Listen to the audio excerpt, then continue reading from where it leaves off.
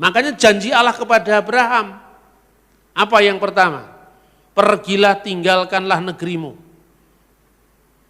menuju ke suatu tempat yang akan kutunjukkan kepadamu. Alamatnya belum tahu, tapi dia beriman. Itulah iman Abraham, iman dengan perbuatan. Imannya setan, iman saja tanpa perbuatan.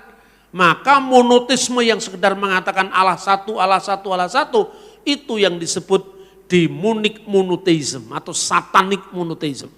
Itu monoteisme setan yang sekedar bisa mengeja 1, 2, 3 Pak Gendut naik kuda. Kuda-kuda lari, Pak Gendut kecemplung kali.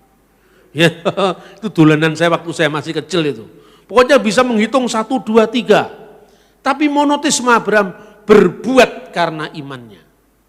Tuhan memberikan janji, kamu akan jadi bangsa yang besar. Kamu akan termasyhur, kan semua digenapi. Orang Yahudi kalau berdoa pakai nama Abraham. Baruk ata Adonai Eloheinu meleka ulam Elohe Abraham. Orang Kristen, inilah silsilah Yesus Kristus anak Daud, anak Abraham. Untuk membuktikan Yesus itu memenuhi janji Allah kepada Abraham. Orang Islam pun yang datang paling akhir juga mengkaitkan diri dengan nama Abraham. Benar atau tidak itu urusannya orang lain, bukan urusan kita. Itu loh, kama sholaita ala sayyidina Ibrahim, kan ada nama Ibrahim kan.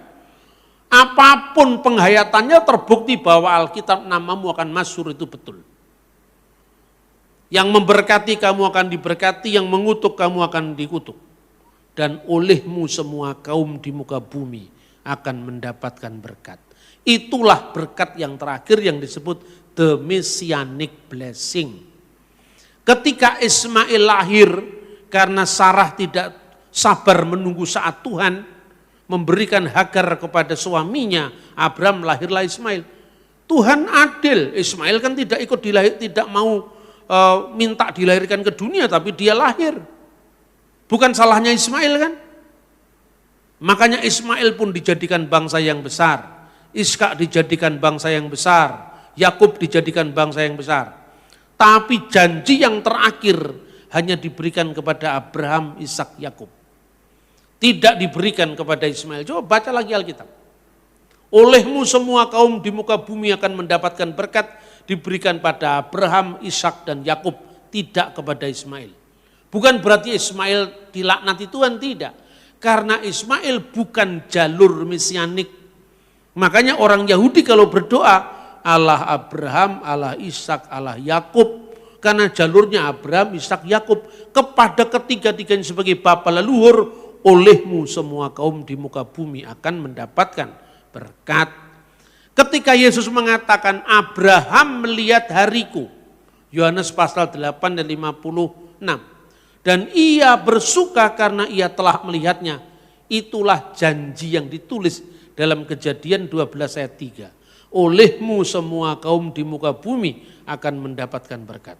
Tradisi tafsir Yahudi pun mengakui itu. Abraham ada di Firdaus sekarang. Makanya dalam perumpamaan orang kaya dan Lazarus itu, ya kan? Itu di pangkuan Abraham. Karena Abraham di Firdaus. Sambil dari zaman ke zaman, dari waktu ke waktu, dari abad ke abad, Abraham menunggu kapan saatnya Allah mendatangkan Yom HaMesia, Yom HaMusia, yaitu hari Sang Mesia. Atau dalam bahasa Aram, Yume Malka Mesiha, hari-hari Sang Mesias. Ketika Yesus datang dan mengatakan, Abraham bersuka dia melihat hariku, artinya melihat hari Mesias yang sudah digenapi sesuai dengan janji Tuhan, olehmu semua kaum di muka bumi akan mendapatkan berkat. Itu saatnya. Orang Yahudi tidak paham. Umurmu belum sampai 50 tahun. Tadi sudah saya jelaskan umur-umur orang Yahudi. Umur 50 tahun itu umur yang sangat penting karena itu puncak kedewasaan.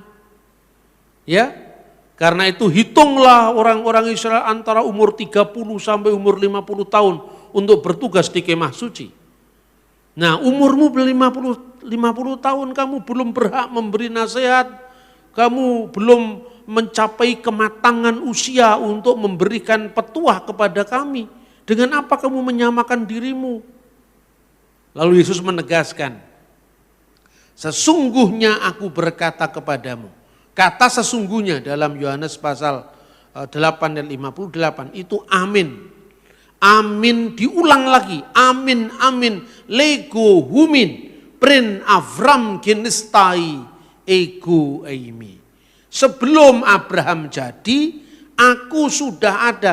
Dan ego eimi itu mengingatkan Keluaran pasal 3 ayat 14. Aku ada yang aku ada. Akulah dia yang maha ada. Karena kata ego eimi itu ini netral Pak. Ego eimi hu hodos. Akulah jalan. Itu kan lazim. Akulah roti dunia. Akulah itu ego eimi. Ya kalau ego eimi dikasih kata di belakangnya itu artinya bisa netral. Tapi kalau ego eimi saja akulah sang ada. Akulah yang ada. Makanya karena itu Yesus mau dilempari batu sama orang Yahudi. Jadi membaca kitab bukan sekedar teks, tapi juga konteks.